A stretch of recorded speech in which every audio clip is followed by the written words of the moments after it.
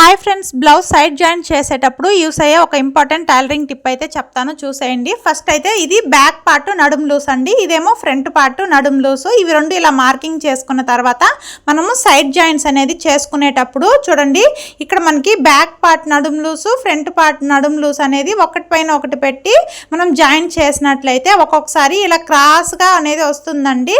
ఇలా క్రాస్గా వచ్చినప్పుడు ఎలా అడ్జస్ట్ చేసుకోవాలో చెప్తాను, చూసేయండి. బ్యాక్ పార్ట్ని కొంచెం ఫ్రంట్ పార్ట్ కన్నా ముందుకి జరిపి బ్యాక్ పార్ట్ నడుము లూసు, ఫ్రంట్ పార్ట్ నడుము లూసు ఇలా మార్కింగ్ చేసుకొని వాటి రెండింటికి మధ్యలో వచ్చేలాగా స్టిచ్ అనేది వేసుకున్నట్లయితే మనకి సైడ్ జాయింట్ చేసేటప్పుడు స్టిచ్ అనేది స్ట్రైట్గా వస్తుంది.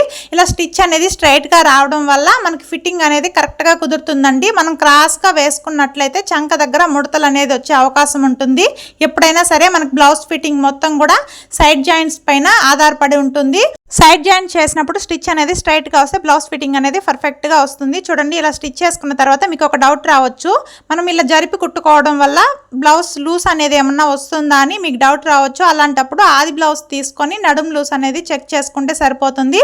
ఇలా నడుము లూస్ అనేది చెక్ చేసుకున్నప్పుడు కరెక్ట్ గా వస్తే మనకి బ్లౌజ్ ఫిట్టింగ్ అనేది సరిపోతుందండి. ఈ టిప్ మీకు నచ్చినట్లయితే లైక్ చేయండి. Okay friends, bye friends.